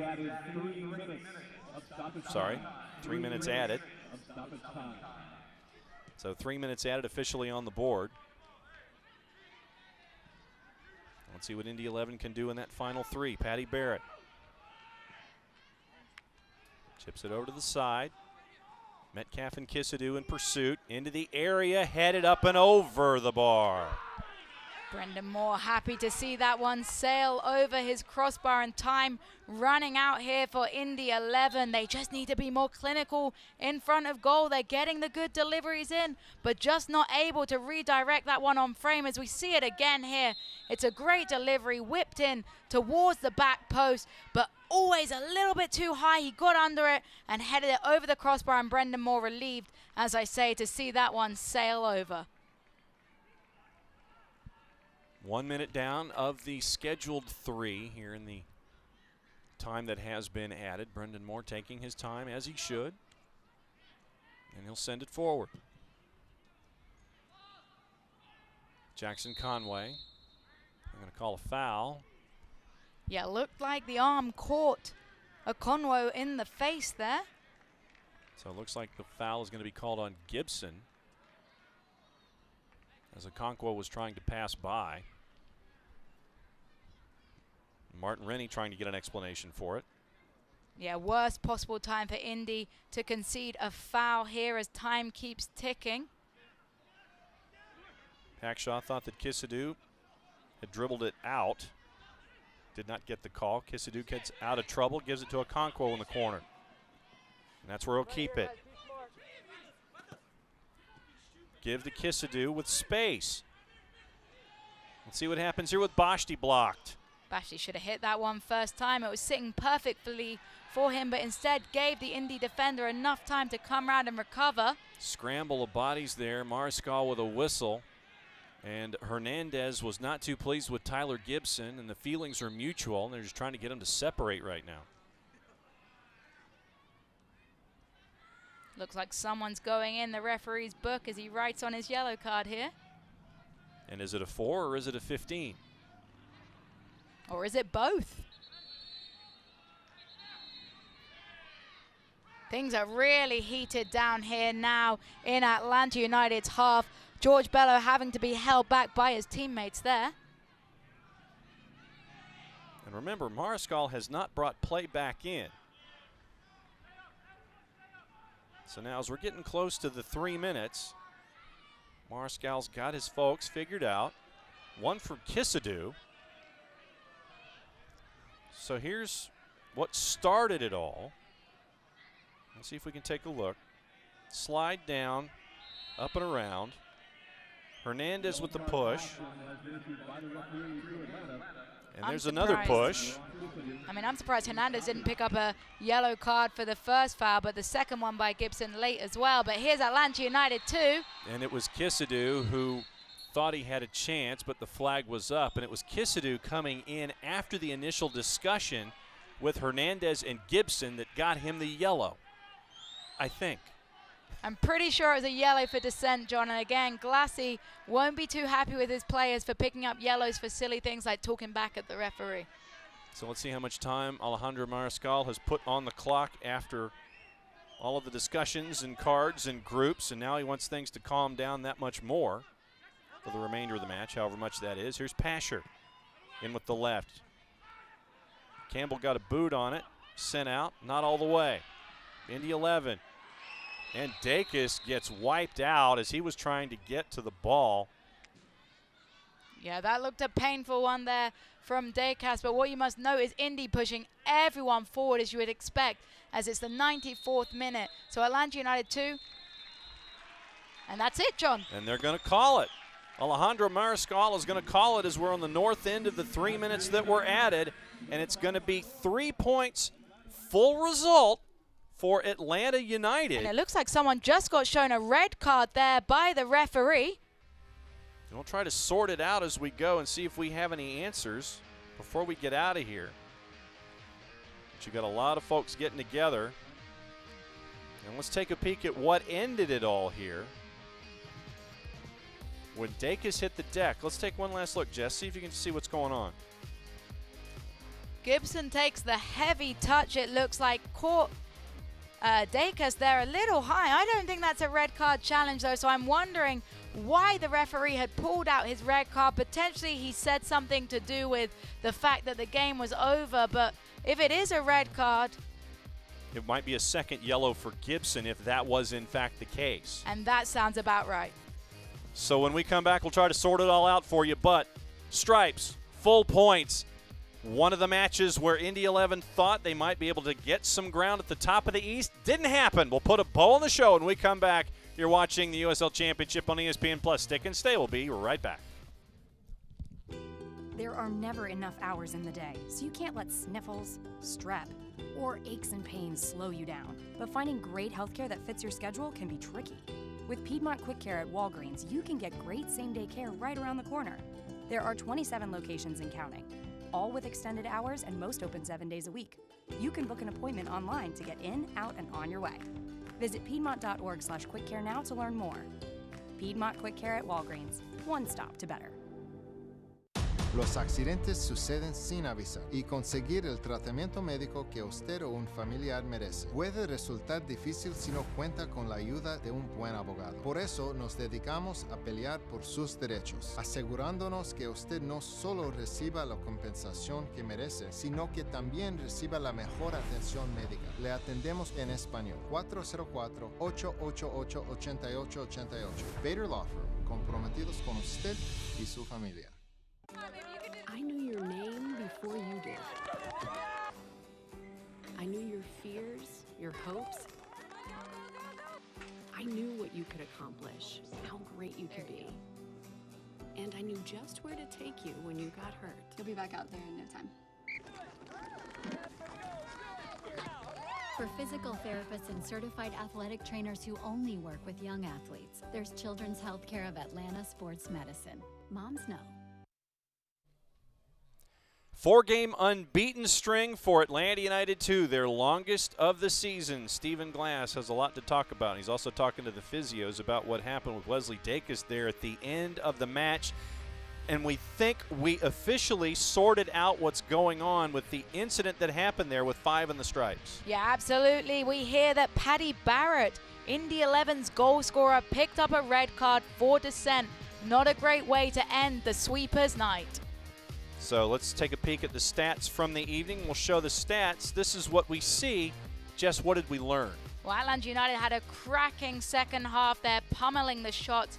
Outshot Indy 11 13-10. 7 shots on target. That's great clinical finishing from Atlanta United 2. On the flip side, Indy created those chances, 10 chances, but they should have done better in front of goal. Only 4 shots on target, 1 of those into a goal. 5 yellows for Atlanta United 2. We'll keep an eye on that. Some folks will not be around for the next match in St. Louis on the weekend. One of those is Andrew Carlton. It was a big night for Andrew Carlton and for the Stripes.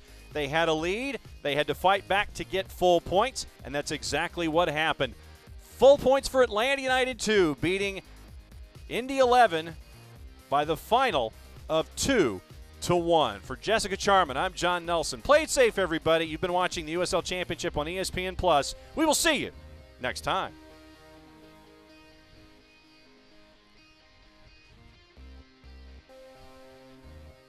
This copyrighted telecast of the United Soccer League Championship cannot be retransmitted, rebroadcast, or reproduced without the expressed written consent of the United Soccer League Championship.